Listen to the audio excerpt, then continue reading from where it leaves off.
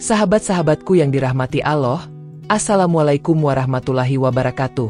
Pada video sebelumnya kita telah membahas istri Rasulullah yang ketiga, kini kita membahas istri Rasulullah yang keempat. Karya besar beliau, bagi Islam adalah perannya dalam mengumpulkan Al-Quran setelah mengalami penghapusan. Bagaimana kisah beliau hingga menjadi istri Rasulullah? Berikut jawabannya.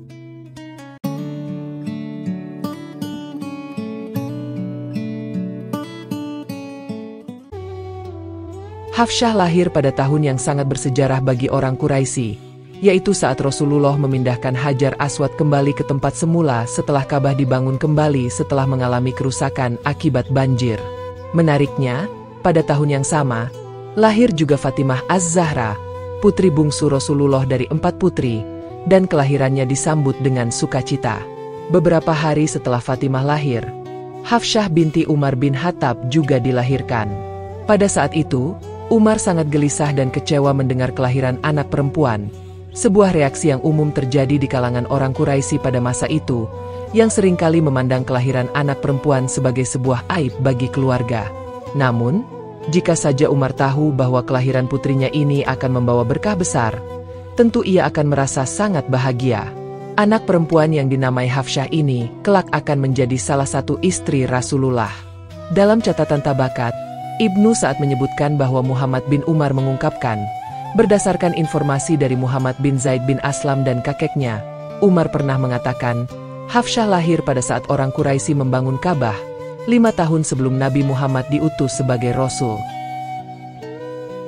Sayyidah Hafsyah radhiyallahu anha dibesarkan dengan banyak mengadopsi sifat-sifat ayahnya, Umar bin Khattab. Dalam hal keberanian, ia benar-benar menonjol dan berbeda dari wanita pada umumnya. Kepribadiannya yang kuat dan ucapannya yang tegas mencerminkan ketegasan dan keberanian yang sama dengan sang ayah. Aisyah radhiyallahu anha pernah melukiskan bahwa sifat Hafsyah sangat mirip dengan sifat ayahnya. Selain itu, Hafsyah juga memiliki kelebihan lain yang luar biasa, kepandaiannya dalam membaca dan menulis. Pada masa itu, kemampuan seperti ini masih jarang dimiliki oleh kaum wanita. Hafsyah tidak termasuk dalam golongan orang-orang pertama yang memeluk Islam. Pada awal-awal penyebaran Islam, ayahnya, Umar bin Khattab, masih merupakan salah satu musuh utama umat Islam. Namun, segalanya berubah ketika suatu hari Umar mulai tertarik untuk memeluk Islam. Pada suatu kesempatan, Umar mengetahui bahwa saudara perempuannya, Fatimah, dan suaminya, Said bin Zaid, telah memeluk Islam. Hal ini membuatnya sangat marah, dan ia berniat untuk menyiksa mereka. Setibanya di rumah saudara perempuannya, Umar mendengar lantunan bacaan Al-Quran yang mengalun lembut. Amarahnya memuncak saat ia memasuki rumah tersebut, dan tanpa ampun, ia menampar mereka hingga darah mengucur dari dahi mereka. Namun, sesuatu yang tidak terduga terjadi. Melihat darah mengalir dari dahi adiknya, hati Umar terasa tersentuh. Ia kemudian mengambil Al-Quran yang ada pada mereka. Saat ia mulai membaca awal surat Taha, terjadilah keajaiban. Hati Umar mulai diterangi oleh cahaya kebenaran dan keimanan.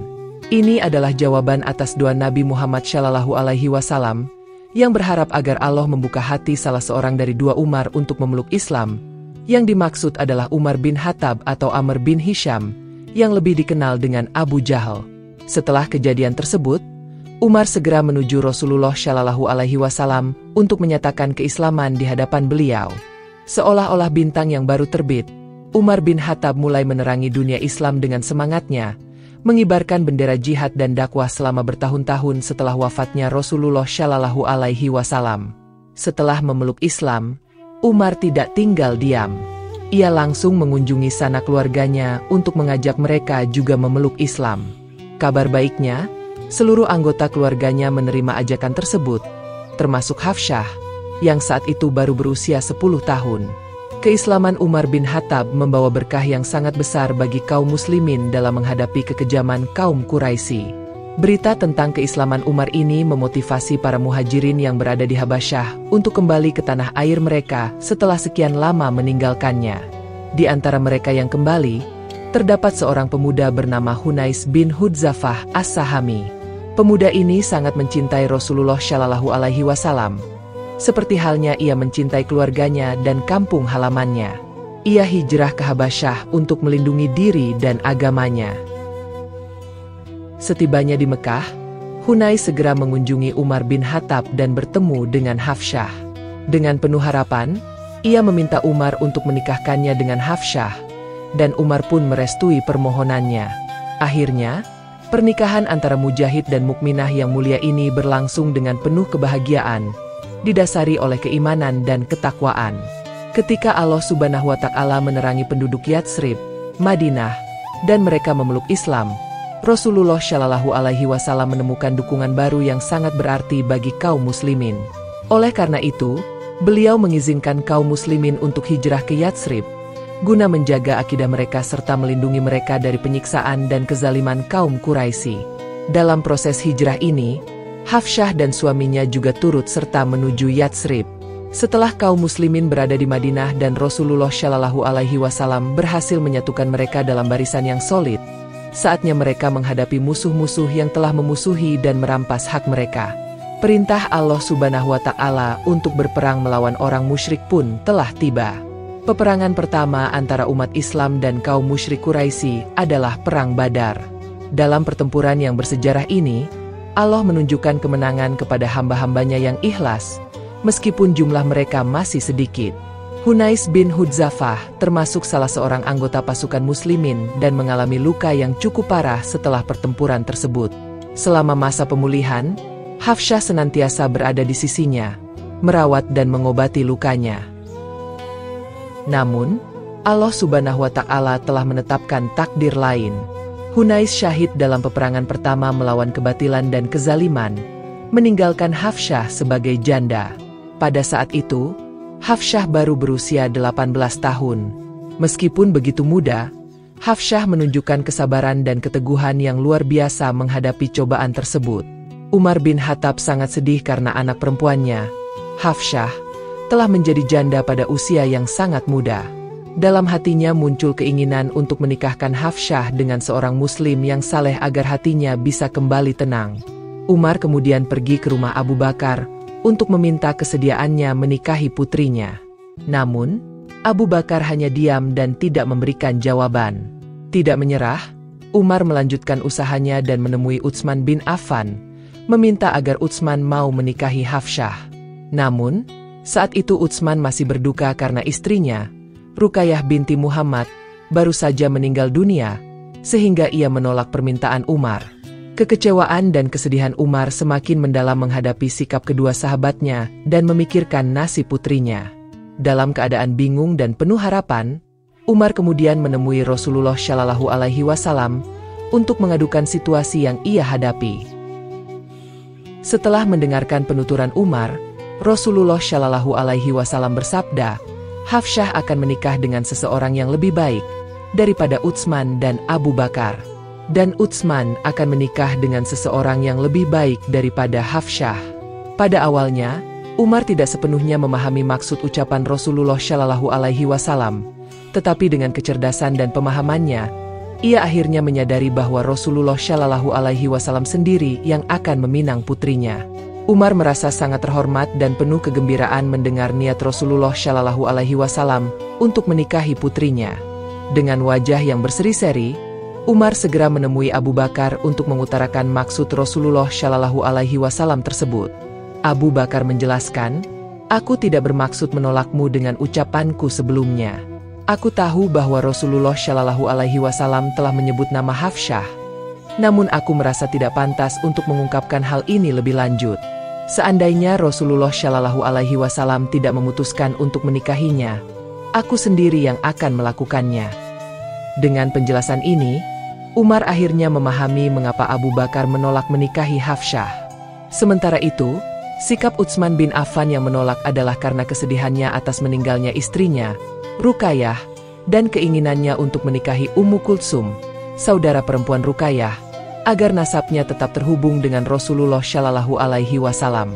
Setelah menikahi Ummu Kulsum, Utsman dijuluki Dzunuraini, yakni pemilik dua cahaya, karena menikahi dua putri Rasulullah Shallallahu Alaihi Wasallam.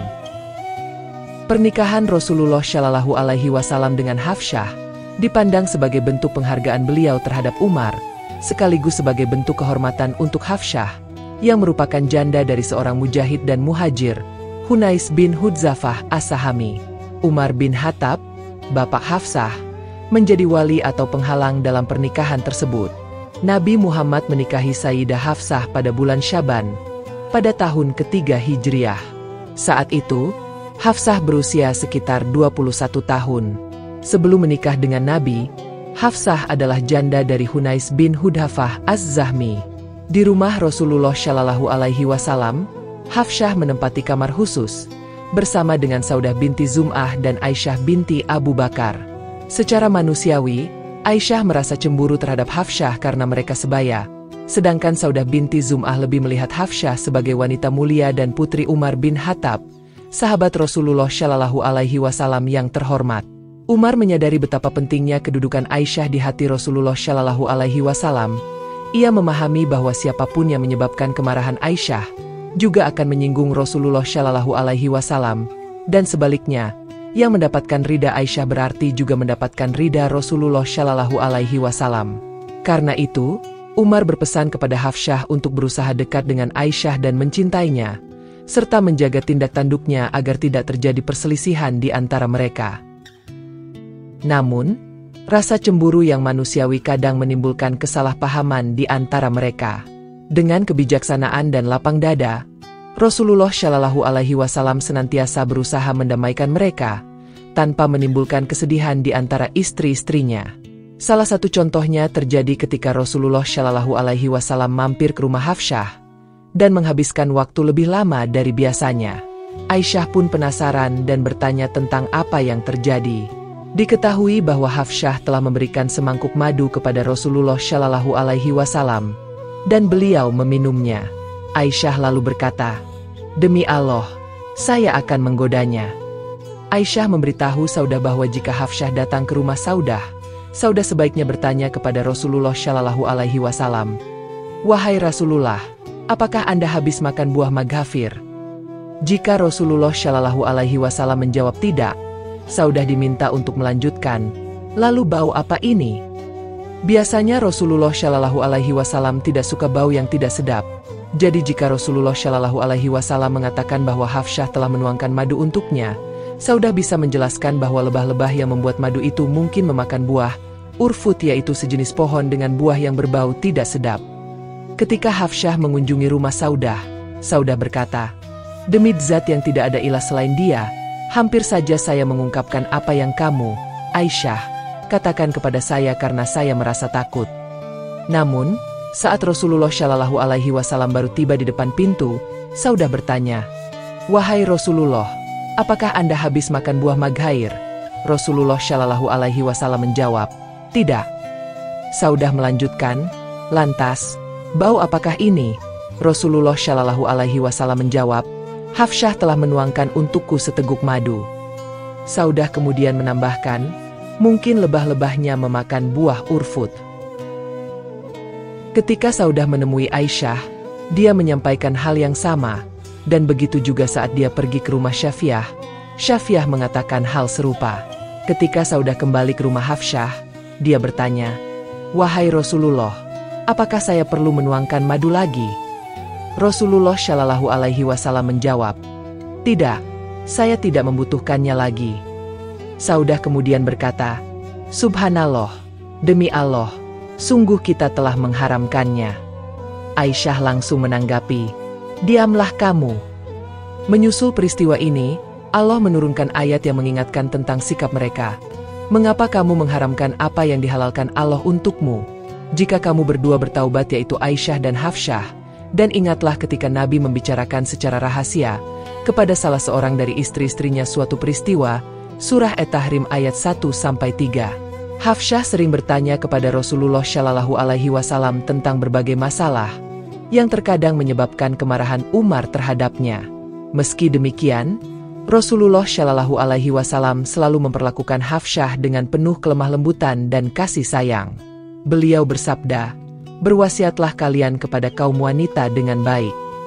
Pada suatu waktu, Rasulullah Shallallahu Alaihi Wasallam marah besar kepada istri-istrinya karena mereka meminta tambahan nafkah, sehingga Umar segera mendatangi rumah Rasulullah Shallallahu Alaihi Wasallam.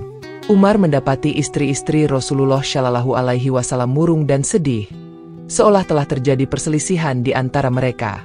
Umar khusus memanggil Hafsyah dan mengingatkannya untuk menghindari perilaku yang bisa membangkitkan kemarahan Rasulullah Shallallahu Alaihi Wasallam, serta menyadari bahwa beliau tidak memiliki banyak harta untuk diberikan.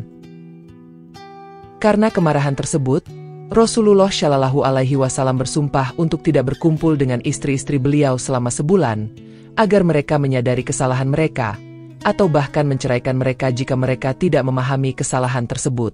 Dalam kaitannya dengan peristiwa ini, Allah menurunkan firman-Nya, "Hai Nabi, katakanlah kepada istri-istrimu, jika kalian menghendaki kehidupan dunia dan segala perhiasannya, maka kemarilah, aku akan memenuhi keinginanmu itu dan aku akan menceraikanmu secara baik-baik. Dan jika kalian menginginkan keridhaan Allah dan Rasul-Nya serta kesenangan di kampung akhirat, sesungguhnya Allah akan menyediakan bagi hamba-hamba yang baik di antara kalian pahala yang besar." Quran Surah Al-Ahzab ayat 28. Rasulullah Shallallahu Alaihi Wasallam menjauhi istri-istrinya selama sebulan di sebuah kamar yang disebut Hazanah, dan seorang budak bernama Rabah menjaga di depan pintu kamar tersebut. Selama masa ini, tersebar kabar yang mengganggu bahwa Rasulullah Shallallahu Alaihi Wasallam telah menceraikan istri-istrinya. Kabar ini membuat Umar bin Khattab sangat cemas, dan ia segera pergi menemui putrinya, Hafsyah, yang sedang menangis. Umar berkata, "Sepertinya Rasulullah telah menceraikanmu." Dengan penuh kesedihan, Hafsyah menjawab, "Aku tidak tahu." Umar menegaskan, "Dia telah menceraikanmu sekali dan kemudian merujukmu lagi karena aku. Jika dia menceraikanmu lagi, aku tidak akan berbicara denganmu selamanya." Hafsyah pun menangis dan menyesali kelalaiannya terhadap suami dan ayahnya. Setelah beberapa hari dalam keadaan yang tidak pasti, Umar merasa tidak sabar dan memutuskan untuk menemui Rasulullah Shallallahu Alaihi Wasallam secara langsung. Ia datang ke Hazanah, kali ini bukan hanya untuk kepentingan Hafsyah, tetapi juga karena rasa cintanya kepada Rasulullah Shallallahu Alaihi Wasallam dan kepedulian terhadap situasi tersebut, serta untuk memastikan kebenaran dari isu yang beredar. Umar mendekati Rasulullah Shallallahu Alaihi Wasallam dengan penuh harapan, walaupun ia yakin Rasulullah Shallallahu Alaihi Wasallam tidak akan menceraikan istri-istrinya. Ternyata, keyakinan Umar benar. Rasulullah Shallallahu Alaihi Wasallam tidak menceraikan istri-istrinya. Umar meminta izin kepada Rasulullah Shallallahu Alaihi Wasallam untuk mengumumkan kabar gembira ini kepada kaum muslimin. Umar pun pergi ke masjid dan mengabarkan bahwa Rasulullah Shallallahu Alaihi Wasallam tidak menceraikan istri-istrinya. Kaum muslimin sangat gembira mendengar kabar tersebut, dan tentunya istri-istri Rasulullah Shallallahu Alaihi Wasallam juga merasa sangat lega dan bahagia. Setelah sebulan Rasulullah Shallallahu Alaihi Wasallam menjauhi istri-istrinya, beliau kembali kepada mereka. Wajah mereka memperlihatkan penyesalan yang mendalam, dan mereka kembali kepada Allah dan Rasul-Nya dengan penuh kesungguhan. Rasulullah Shallallahu Alaihi Wasallam pun mengumumkan penyesalan mereka kepada kaum muslimin sebagai tanda penerimaan mereka kembali. Hafsyah, khususnya, menunjukkan penyesalan yang besar dan berusaha mendekatkan diri kepada Allah dengan sepenuh hati sebagai bentuk tebusan. Hafsyah banyak melakukan ibadah, terutama puasa dan salat malam, dan kebiasaan ini berlanjut hingga setelah wafatnya Rasulullah. Bahkan, pada masa kekhalifahan Abu Bakar dan Umar, Hafsyah terus mengikuti perkembangan penaklukan-penaklukan besar di berbagai penjuru dunia. Ketika ayahnya, Umar bin Khattab, meninggal akibat serangan Abu Luluah, Hafsyah merasa sangat kehilangan. Dia hidup hingga masa kekhalifahan Utsman bin Affan, ketika fitnah besar meletus di kalangan muslimin sebagai balasan atas kematian Khalifah Utsman, dan berlanjut hingga pembaiatan Ali bin Abi Thalib sebagai khalifah. Pada masa itu, Hafsyah berada di pihak Aisyah, menyatakan, "Pendapatku adalah sebagaimana pendapat Aisyah." Namun, dia tidak turut serta dalam baiat kepada Ali bin Abi Thalib karena saudaranya, Abdullah bin Umar, meminta Hafsyah untuk tetap di rumah dan tidak terlibat dalam pernyataan baiat. Hafsyah wafat pada tahun ke-47 Hijriah, dalam masa pemerintahan Muawiyah bin Abu Sufyan. Beliau dimakamkan di Baqi, berdampingan dengan makam istri-istri Rasulullah Shallallahu Alaihi Wasallam yang lainnya. Karya besar Hafsyah bagi Islam adalah perannya dalam mengumpulkan Al-Quran setelah mengalami penghapusan. Hafsyah adalah satu-satunya istri Rasulullah Shallallahu Alaihi Wasallam yang pandai membaca dan menulis, menjadikannya sosok yang sangat penting dalam upaya menjaga Al-Quran. Pada masa Rasulullah Shallallahu Alaihi Wasallam, Al-Quran dihafal dan dijaga dalam dada para sahabat, serta dituliskan pada pelepah kurma dan lembaran-lembaran lain. Namun, belum ada satu kitab khusus yang mengumpulkan seluruh Al-Quran. Pada masa Khalifah Abu Bakar, banyak penghafal Al-Quran yang gugur dalam peperangan Riddah yang melawan kaum murtad. Kondisi ini mendorong Umar bin Khattab untuk mendesak Abu Bakar agar mengumpulkan Al-Quran yang tersebar. Awalnya, Abu Bakar merasa ragu, karena selama masa Rasulullah Shallallahu Alaihi Wasallam, pengumpulan Al-Quran dalam satu kitab belum pernah dilakukan. Namun, berkat desakan Umar, Abu Bakar akhirnya memutuskan untuk memerintahkan Hafsyah mengumpulkan, menyimpan, dan memelihara Al-Quran. Mushaf asli Al-Quran tersebut kemudian berada di rumah Hafsyah hingga beliau wafat. Kontribusi Hafsyah dalam menjaga Al-Quran sangat berharga, dan karyanya memastikan bahwa kitab suci ini tetap utuh dan terjaga untuk generasi berikutnya. Wallahu a'lam bishawab. Demikian kisah ini kami sampaikan. Semoga bermanfaat dan menambah iman kita kepada Allah Subhanahu wa Ta'ala. Terus semangat dalam beribadah, jangan lelah berbuat kebajikan, dan terus perbanyak sholawat kepada Rasulullah Muhammad Shallallahu Alaihi Wasallam. Akhir halam, wassalamualaikum warahmatullahi wabarakatuh.